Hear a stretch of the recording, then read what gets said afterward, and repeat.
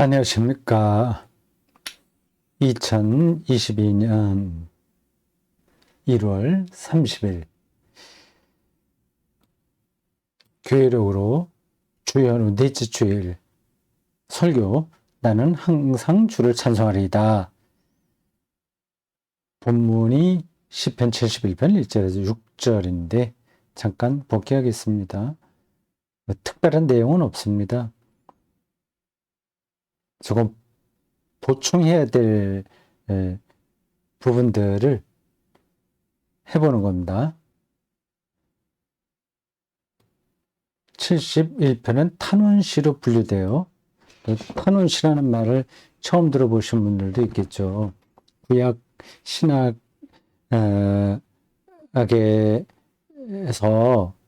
다뤄지는 내용들입니다. 시편이 한 종류의 시만 있는 게 아니라, 물론 신앙적인 시죠. 다 고대 유대인들이 개인 혹은 집단이 하나님께 드린 기도입니다. 신앙적인 기도는 분명한데 한 가지 장르가 아닌 겁니다. 장르는 시니까 그건 똑같다고 하더라도 내용으로 볼 때 차이가 있어요. 여러 가지 종류가 있는데 지금 제가 다 그거를 나열할 수 없습니다. 그냥 탄원시가 있고 그냥 떠오르는 것만 얘기한다면 뭐 감사시도 있겠죠. 하나님께 감사하는 거. 그리고 왕을 위한 시도 있고 등등 여러 가지 종류입니다. 탄원시도 아주 중요해요. 그 시편에 많이 나옵니다. 하나님께 자기 신세를 아뢰고 호소하는 거죠. 말 그대로 탄원을 드리는 겁니다. 내 처지가 지금 어려우니까 좀 도와주십사 하는 거죠. 신앙이 깊으면 자기에게 어려움이 있다고 하더라도 잘 버티면 되지 뭐 탄원까지 드리냐 그런 생각을 할 수 있는데 하나님 믿지 않는 사람들 그리고 신앙이 깊지 않은 사람들은 탄원 기도를 드리지 않습니다. 그렇게 해봤자 뭐 소용이 없을 거라고 미리 생각하기 때문입니다. 탄원한다는 것은 하나님을 철저하게 신뢰해야 한다는 뜻입니다. 물론 탄원으로 나가지 않을 수도 있어요. 그러나 탄원으로 나가는 거는 하나님 신앙에서 매우 중요한 방향입니다. 자기 신세 한탄에 떨어지는 건 아니에요. 하나님께 호소하는 거죠. 하나님은 그 호소를 들을 만한 분이라는 사실을 확신하기 때문에 탄원 기도를 드리는 겁니다. 오늘 우리가 읽은 이 본문은 약간 부드러워요. 전체적으로. 또 어떤 시편을 보면 자기 원수를 막 갚아달라고 뭐 굉장히 험하게 탄원하는 내용도 있습니다. 그런 걸 보면 좀 심하다. 하나님 믿는 사람이 아무리 속상해도 그렇지 억울한 일을 당해도 그렇지 그러니까 원수를 갚아달라고 저렇게 떼를 쓰나 그렇게 생각할 수 있습니다. 또 그리스도인들은 예수님의 말씀을 들었기에 원수를 사랑해야지 왜 저렇게 탄원하냐 저건 신학의 관점에서 보면 좀 바른 신앙이 못 되는 것 같아 이렇게 생각할 수 있습니다. 네, 뭐 그건 지나가겠습니다. 뭐 각각 서로 다른 입장이니까 뭐 신학의 근거에서 구약에 있는 모든 신앙 내용들을 비판할 수는 없어요. 근데 탄원 드린다는 거는 그냥 자기 신세 한탄에 떨어지는 게 아니라 하나님을 철저하게 신뢰하기 때문에 나올 수 있는 기도입니다. 그래서 저런 탄원 기도는 지금도 여전히 필요하다 생각합니다.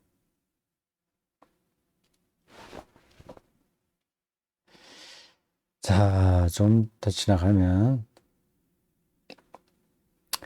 탄원 기도를 드린 시편 71편 기자의 그 수치를 당하는 상황, 그리고 그 뒤에는 더 원수, 흉악자의 손에 딱 걸렸다, 좀 피하게 해달라는 그런 것들을 본다면 그 형편이 어떤지 알아요. 근데 그런 일들이 남의 이야기가 아니라 오늘 우리들 주변에서도 얼마든지 일어난다는 사실을 우리 현대사에서 몇 가지 이야기를 했습니다. 신흥복 선생의 감옥으로부터의 사색, 요 책도 얘기를 했고요. 하다가 그 법조계 문제를 참 짚었습니다. 이 법이란 스스로 자기를 방어할 수 없는 사람을 공권력으로 지켜주는 제도거든요. 법이 시작한 그 출발이 그렇습니다. 법의 존재 이유가 그거예요. 약한 사람을 돕는 겁니다. 법이 없는 세계에서는 힘이 있는 사람 마음대로 세상이 돌아가지 않습니까? 힘이 있는 사람들은 법으로 도와줄 필요도 없어요. 자기가 다 방어하니까. 힘이 없는 사람들은 국가가 도와줘야 됩니다. 그게 법이에요. 법의 출발이 그렇습니다. 그런데 언제부턴가 유전무죄, 유전무죄, 무전유죄라는 말들이 돌아다니죠. 좀 비약된 표현이긴 하지만 그런 부분들이 없지 않습니다. 이 법의 정신을 올바로 이렇게 붙들고 그 전문가들이 그것을 다뤄야 되는데 그렇지 않은 경우가 많은 거예요. 법 기술자라는 말을 들어보셨죠? 이 법조계에 있는 사람들은 다 법 전문가예요. 근데 그 전문가라면 그 정신을 살려야 되는데 그걸 기술적으로 다루게 되면 근데 그 잘못된 경우가 많은 거죠. 설교자도 마찬가지입니다. 나름으로 전문가예요. 성경을 해석하는 겁니다. 근데 설교 기술자가 될 수 있습니다. 그냥 그 성경을 그 근본 정신에서부터 접근하는 게 아니라 이용하는 거죠. 그 성경을 이용해서 교회를 키운다거나 자기 뜻을 관철시키는 겁니다. 여러분들이 이제 그런 것들을 아는 분들은 많이 알 텐데 예상외로 한국 기독교인들은 순박해서 그런지 이것도 저것도 잘 모릅니다. 그럼 목사님 말씀이니까 다 옳겠지 이렇게 생각하는 거예요. 그러니까 재판관은 정말 법을 잘 아니까 똑바로 판단을 했겠지 이렇게 국민들이 생각하는 거하고 비슷한 겁니다.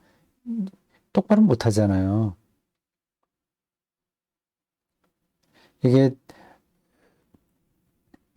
기독교에서 성경을 볼 때 그리고 성경에 근거한 우리 신앙을 말할 때 율법주의라고 있지 않습니까?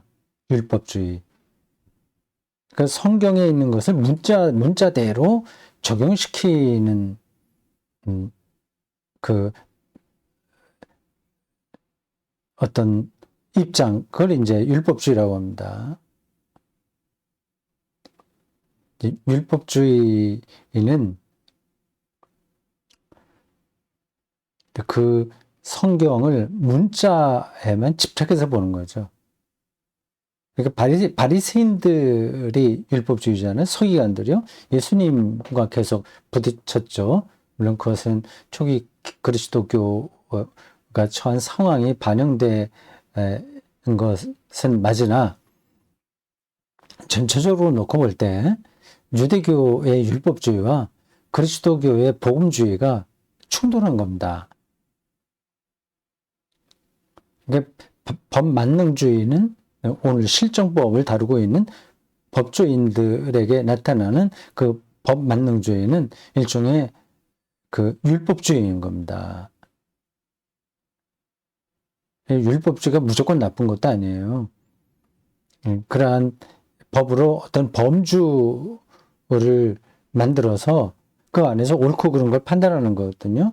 그런 거 마저 없으면 이 세상은 완전히 혼돈으로 떨어집니다.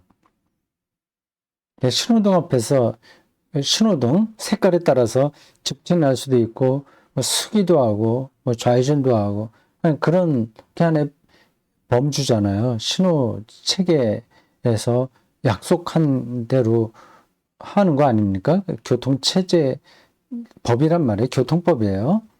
근데 그게 없으면 안 되는 거죠. 근데 그게 절대화되게 되면 문제가 많이 생깁니다. 물론 신호등 이거는 조금 상황이 다르긴 합니다. 절대적으로 그걸 지키긴 해야 되는데 뭐 그러나 그것도요. 다른 상황이 있죠. 앰뷸런스가 온다든지 뭐 소방차가 온다든지 할 때에는 신호등 체계를 무시하잖아요. 근데 어떤 사람이 아니야 나는 저 신호등만 보고 운전할 거야 생각해서 앰뷸런스나 소방차가 오는 거 상관없이 그대로 자기 운전을 하게 되면 어떻게 되겠습니까? 그게 이제 율법주의인 거죠.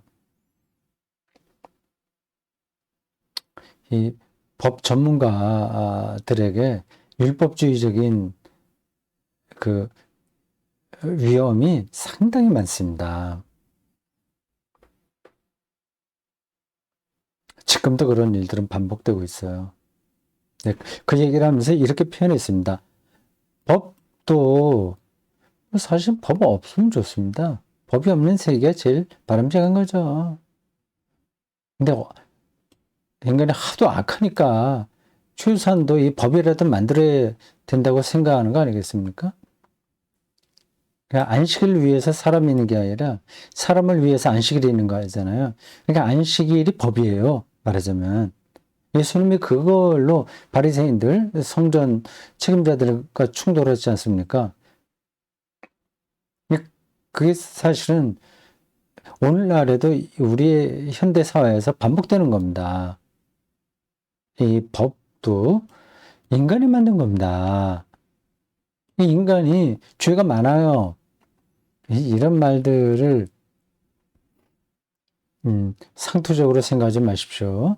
아니, 뭐 인간은 죄인이니까 뭐 그런 게 아니라 인식론적인 한계에 있다고 하는 겁니다. 그게 이제 죄의 속성이기도 해요. 자기가 어떤 걸 정확하게 이해할 수 없는 거예요. 그런 상태에서 법을 만든 겁니다. 법이 인간의 삶 모든 것을 담아낼 수가 없어요.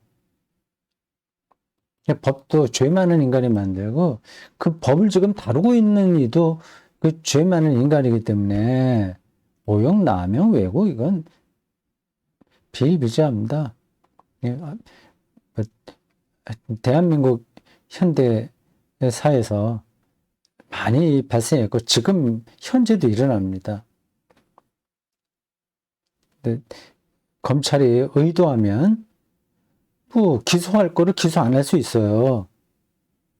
그리고 마음만 먹으면 기소하지 않아야 될 것도 또 기소합니다. 그걸 이제 기소 편의주의라고 하죠. 근데 검찰이 기소하지 않으면 아무리 잘못한 사람이라고 하더라도 어떻게 이 법으로 제재를 가할 수가 없어요. 판사도 늘 법 앞에서 정의롭게 좌로 우로 흔들리지 않고 그렇게 판단하지 못합니다. 다 그렇다는 게 아니에요. 일반적으로는 그래도 잘하죠. 근데 특별한 경우에는 많이 영향을 받습니다.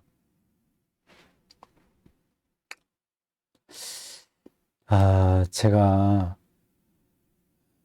뭐 그럴 만한 능력도 없겠지만 만약에 판사가 되었다면 굉장히 힘들었을 것 같습니다. 판사를 안 할 것 같아요, 저는. 사람이 알지 못하잖아요. 저 사람이 정말 죄가 있는지 없는지. 그런 몇 가지 증거만 갖고 확실하게 알지 못하지 않습니까? 그런데 판단을 내려야 되니까. 얼마나 불안한 겁니까? 근데 아주 특별한 경우에는 사형을 내렸는데, 그게 사형을 선고했는데, 근데 무죄가 나중에, 세월이 한참 흘러서 무죄로 판명될 때도 있지 않습니까? 특별한 경우에 그래요. 그걸 누가 책임집니까? 그 한 인생을요. 근데 한 1000명 재판에서 다 그래도 비슷하게 판단했으나 한 명을 그렇게 억울하게 잘못 판단해서 뭐 검찰이 뭐 증거를 제시했는데 판사가 그거를 눈치채지 못하고 잘못 판단해서 사형을 받아 선고를 받아 그 집행이 됐든지 아니면 뭐 한 30년 40년 징역살이를 하다가 나중에 다른 증거가 나와서 풀려났다든가 하면 그 인생을 누가 책임집니까? 수년 전에도 그런 일이 있었잖아요. 살인범, 연쇄살인범인가? 근데 그게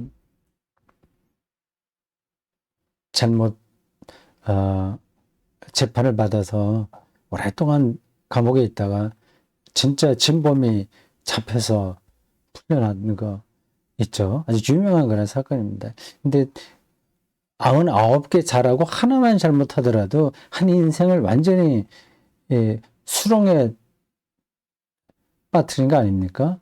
그렇게 위험한 직업이에요. 그 판사가. 여러분 자녀들이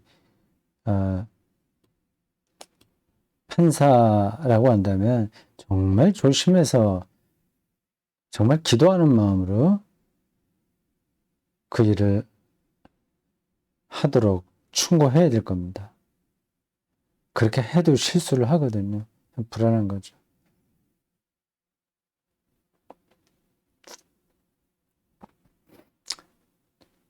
자녀들에게 어릴 때부터 신앙교육 시키는 것에 대한 이야기였어요. 참, 자녀 교육은 뭐 흔한 말로 마음대로 되지 않죠. 목사 가정의 자녀들이 특히 어렵습니다.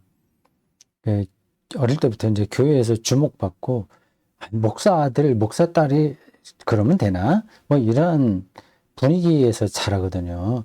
크게 부담이 됩니다. 그래서 목사 자녀들이 신앙 쪽으로 자라기가 쉽진 않아요. 양쪽으로 나뉠 겁니다. 정말 깊이 있게 신앙 안으로 들어가는 자녀들이 있고 완전히 반대로 나가는 자녀들도 있을 거예요. 목사 자녀만이 아니라 좀 독실한 그리스도인 부모 밑에 있는 자녀들은 되게 비슷한 상황일 겁니다. 우리가 마음대로는 못하나 최선은 다해야 되죠. 당장 신앙 교육 효과가 나지 않는다고 하더라도 그 좋은 습관, 신앙적인 습관은 그 자녀들에게 어느 때라도 결실을 맺게 됩니다. 그런 걸 기대하면서 우리가 할 수 있을 만큼 최선으로 자녀들에게 신앙적인 훈련과 습관을 훈련시키는 게 필요한 것 같습니다.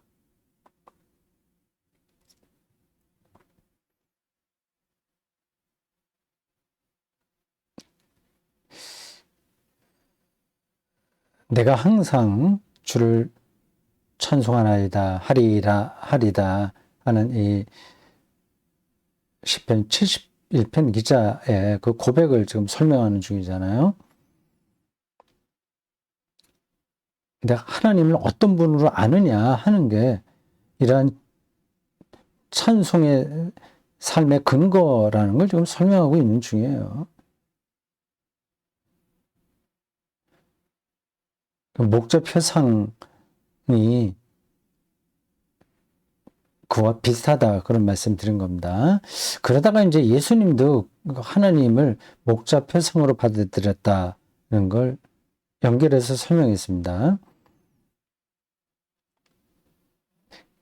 한 마리 양을 찾아가는 그 목자, 그리고 같은 그 누가복음 15장에 연속해서 나오는 비유 중에 하나인 둘째 아들을 받아들이는 아버지, 뭐 비슷한 개념들이에요. 양을 하나 찾는다고 한 마리 찾을 때까지 찾는 목자, 그리고 정말 말썽 많았던 둘째 아들이 오늘 돌아오나 내일 돌아오나 학수고대했던 그 아버지, 같은 하나님에 대한 예수 그리스도의 그 관점입니다. 이런 것들이 예수님 당시에 유대교에서는 많이 약화됐죠. 하나님은 무서운 분, 율법을 지키지 않으면 안 되는 분, 이 소위 탕자에 비유해서 큰아들이 유대교의 입장입니다. 자기들은 철저하게 그 율법적으로 잘 살았어. 근데 그렇지 않은 사람들은 그거는 이제 거부해야 돼. 이런 겁니다. 자기를 드러내는 거죠.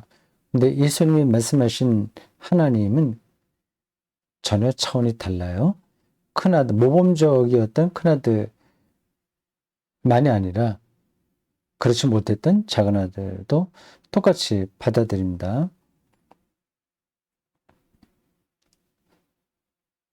그래서 그렇게 설명했습니다. 하나님 안에서 우리의 삶은 축제가 된다. 이 사실을 뚫어봐야 됩니다.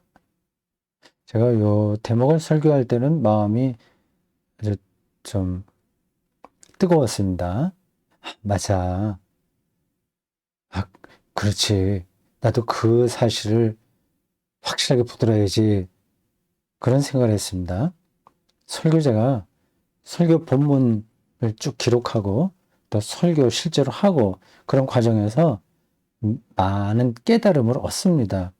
그게 제가 다른 때도 말씀드렸듯이 설교자의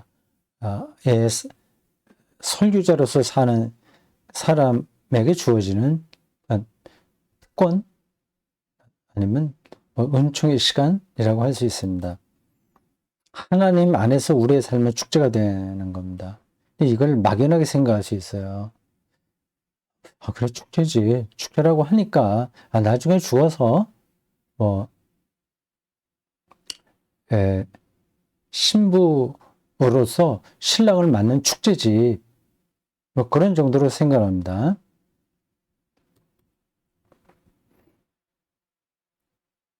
근데 거기서 머무르면 안 되고요. 좀 현재의 삶이 축제가 돼야 됩니다.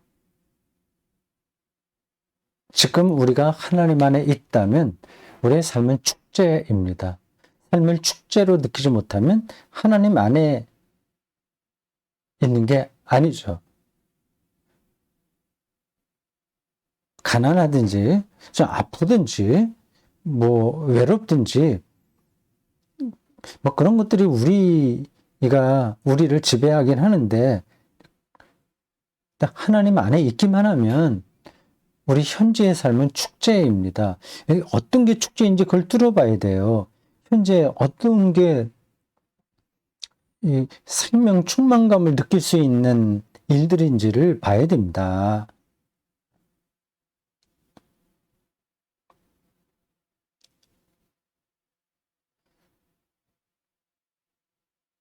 그게 전달이 되죠. 그거 못 찾으면 우리의 신앙은 그냥 매너리즘에 떨어지게 되겠죠. 예, 하나님 나라를 그냥 말로만 받아들이지 능력으로는 경험하지 못하는 거죠. 축제입니다. 거룩한 축제죠.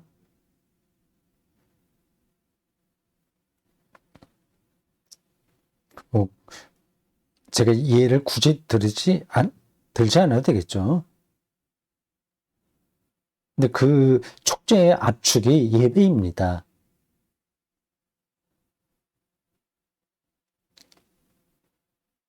대구센터교회는 예전 예배를 드려요. 그게 로마 가톨릭 교회나 정교회나 성공회나 루터교회 수준에까지 이르지는 못하지만 그래도 전반적인 방향은 예전적입니다. 장로교 일반 교회에서 드리는 예배와 차이가 나죠. 장로교, 침례교 이런 자유로운 예배와 로마 가톨릭 교회를 중심으로 한 정교회, 성공회 등등의 예배 한 중간쯤의 형식과 내용이 대구센터교회의 예배입니다. 그 예배의 한 순간순간이 축제로 느껴져야 됩니다. 축제라고 해서 여러분들 생각은 맥주 마시고 포도주나 아니면 양주 하여튼 술 마시고 즐겁게 노래하고 하여튼 우리가 일반적으로 생각하는 거나 축제 라고 하는 건 아닙니다.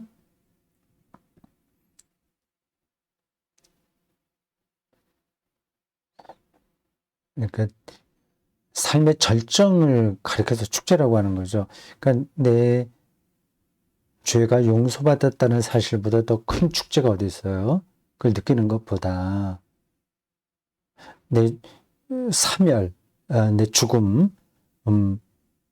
대한 두려움으로부터 해방되는 것보다 더 큰 축제가 어디 있겠습니까? 그게 예배에 빼곡하게 들어있잖아요. 그 안으로 들어가게 되면 예배 드린 다음에 해방 충만감을 느끼게 될 겁니다. 그런 쪽으로 제가 조금 더 예배를 끌어가야 되는데 아직도 좀 부족하죠. 제가 맡은 설교만이라도 더 그렇게 해야 되고 또 예배 순서지 작성할 때도 좀 더 그런 쪽으로 집중해서 해야 되겠습니다. 언제 한번 기회가 되면 제가 그 예배만을 중심으로 하는 책을 한 권 쓰고 싶어요. 지금까지 책은 많이 썼습니다. 환갑될 때까지 쓰고 싶은 거 몇 권 있었다 하는 것도 거의 그대로 했어요. 약간 1, 2년 지나긴 했지만 다 썼습니다. 목사 공부와 목사 구원까지 다 썼고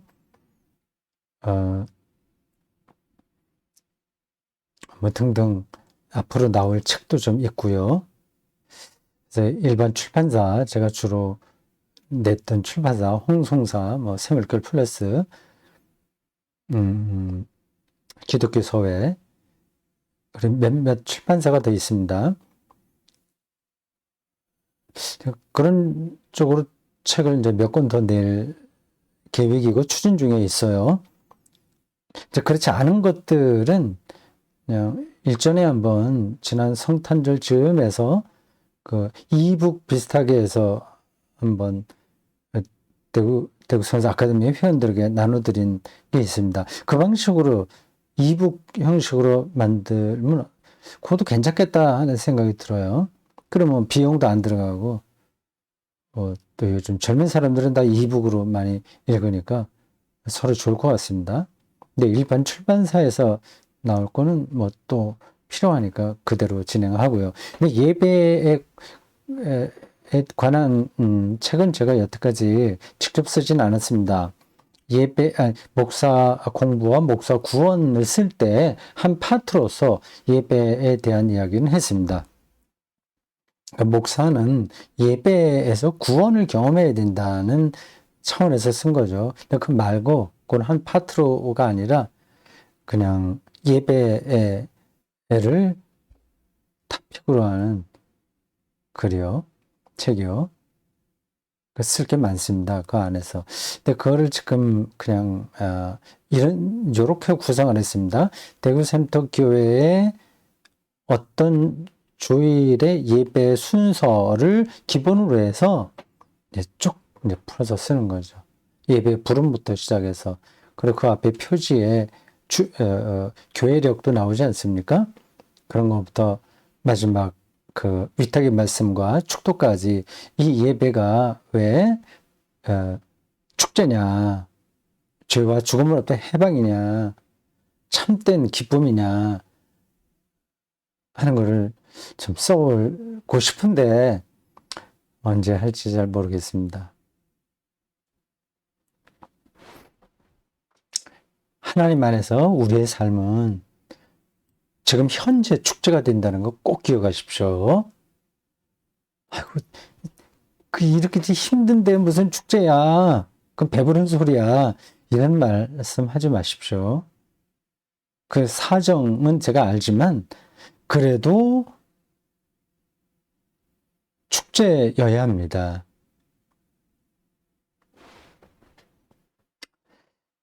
자, 그렇고요. 그러면 24시간 우리가 찬송할 수 있는 건 아니다.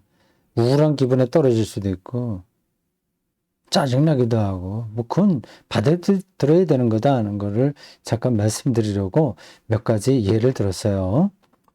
저의 예도 들었습니다. 교회 가다가 뭐 이게 말하다 보면 이렇게 아내하고 좀 말이 안 돼요. 근데 갑자기 이제 한쪽에서 막 고집을 피우면 이게 해결이 안 됩니다. 웬만한 거는 그냥 지나가지만 그런 경우가 가끔 있어요. 일단 설교 시간에 얘기했습니다만은 아이고 이게 목사만 아니라면 내 교회 안 갔을 텐데 그런 얘기도 잠깐 했습니다. 우리의 모습인 거죠. 대통령 선거를 놓고 과민하게 이거를 막 즐거웠다 뭐 그리고 실망했다 뭐 그러지 않습니까? 그리고 자기가 원하는 사람이 당선되지 않으면 어떤가 어떻게 하나 그런 걱정도 합니다. 그거 내려놔야 됩니다. 열성적으로 선거운동 하는 사람은 해야 되겠지만 그걸로 우리 죽고 살지 않거든요.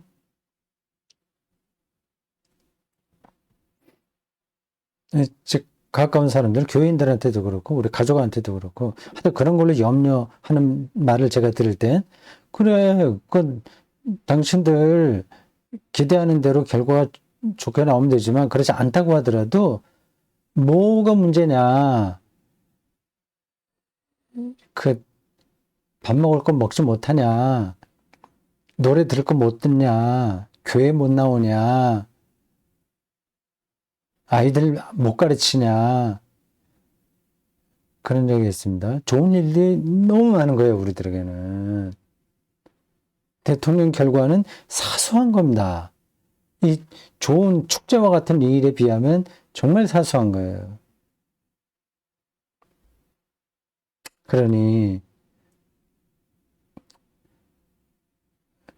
정치적으로 우리나라가 더 앞으로 더 잘 나가도록 노력하는 건 필요하지만 거기에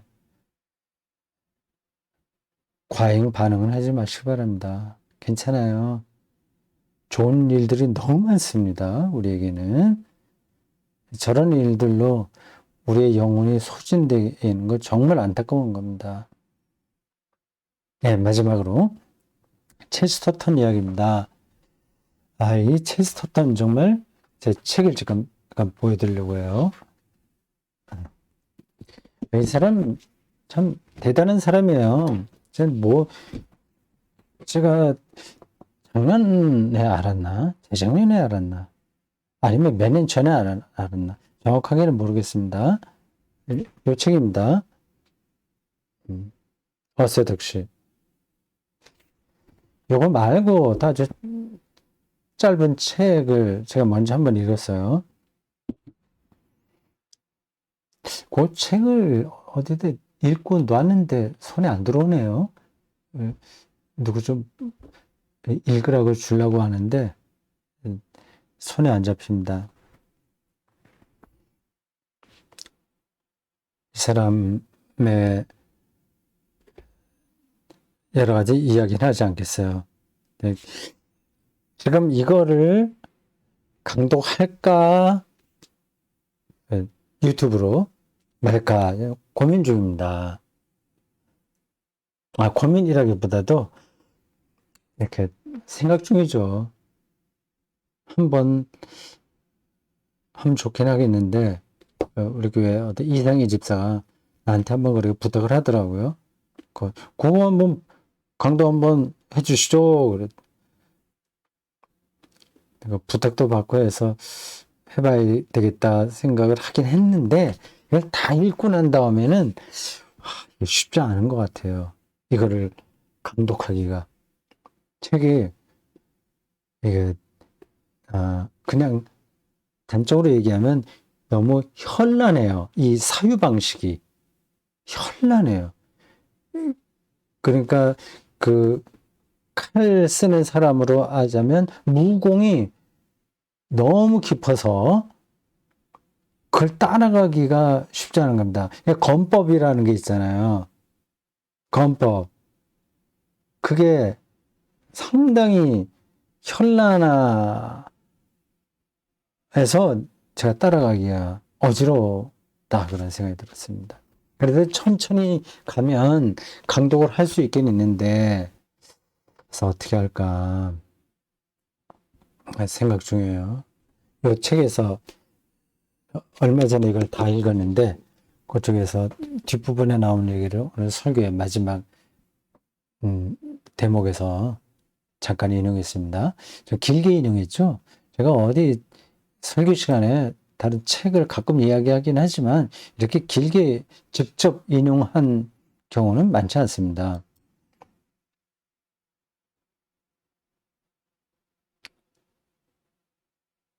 이번엔 좀 특별했어요. 대다수 사람은 작은 일에는 즐거움을 느끼고, 그렇죠. 커다란 일에는 슬픔을 느끼도록 강요를 받아왔다. 이게 그 시대 정신이라고 하는 겁니다. 물리학, 철학, 그리고 새로운 사조들, 많잖아요. 그리고 반기독교적인 사상들, 허무주의, 등등. 그리고, 니체의 사상들, 이런 것들이 다 작은 일은 즐거움을 느끼고 커다란 일은 슬픔을 느끼도록 하는 거라는 겁니다. 자잘한 것에는 즐거워할 줄 아는데, 근데 그 영혼의 차원에서는 좀 우울한 거죠. 허무죠. 슬픔을 느낍니다. 제가 저 위에서도 설교 시간에 얘기했는데, 좀 괜찮은 분들 있잖아요. 그런 분들의 얘기, 책 이런저런 얘기를 들어보면 되게 그렇습니다. 별거 아니야. 그러니까 좀 분수알고 이렇게 살고, 그래, 열심히 살고 재밌게 살다가 죽을 때 되면 죽으면 돼. 이걸 굉장히 높은 수준의 삶으로 이해하는 거예요. 그러니까 결국은 슬픔인 거죠. 커다란 거에는 슬픔인 거예요. 이게 맞지 않는다고 하는 겁니다. 이 체스터턴은 기쁨을 기본에 깔고, 이 기독교적으로 이제 종말론 좀 기쁨이라고 할 수 있겠죠. 슬픔을 표면적으로 느낄 때, 슬픔을 안 느낄 수는 없어요. 기독교인이라고 하더라도. 예수도 울기도 했는데요. 표면적으로는 슬퍼하더라도 이 근본에서는 기쁨을 붙들고 있어야 된다. 이게 이제 기독교의 입장인 거죠. 앞에서 말한 거는 그 시대의 사조가 말하는 거고요. 우울은 누구에게나 다 있는 겁니다. 막막한 느낌들도 있잖아요. 살다 보면. 우울은 표현이 재밌어요. 간주곡과 같이 막간에 생기는 일시적인 마음 상태. 순간 짤막하게 막간을 이용해서 그런 말처럼 잠시 후 하는 것으로 머물러야 된다. 찬양은 오늘 설교 키워드입니다. 찬양은 영구적인 영혼의 맥박이 되어야 된다. 그 존재론적인 바탕에 놓여 있는 거죠. 이걸 우리가 어떻게 확보하냐 하는 게 핵심인데, 뭐 설교 앞에서도 여러 가지 성경 이야기를 드렸죠. 하나님 안에서는 축제라고 하는 겁니다. 돌아갈 집이 있다고 하는 걸 아니까 이 둘째 아들이 그 절체절명의 순간에도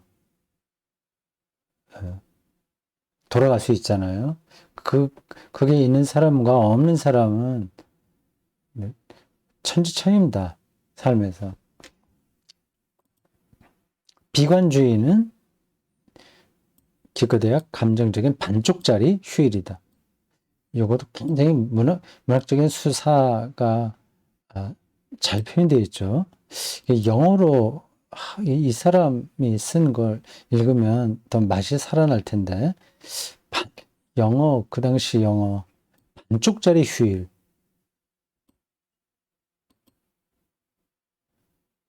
이거 두 가지를 계속 비교합니다. 비교해요.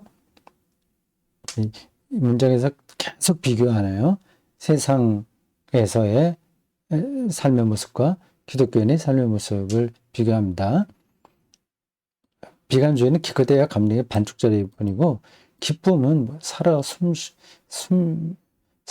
숨쉬게 하는 소란한 노동과 같다.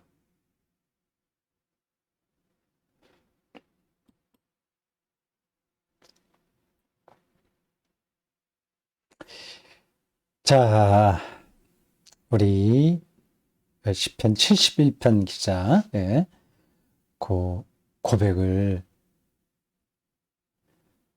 실제 우리 삶의 일상에서 현실이 되도록 한번 노력해 보시죠.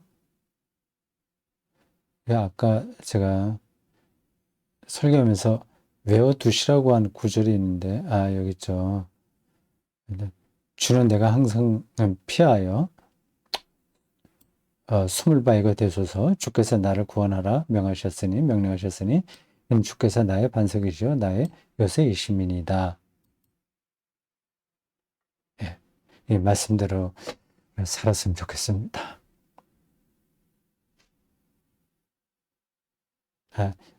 그리고 설날이네요. 이제 곧 이게 이제 내일 업로드 할 테니까 그 다음 날이군요. 설 연휴 재밌게 잘 보내십시오. 저도 재밌게 보내겠습니다.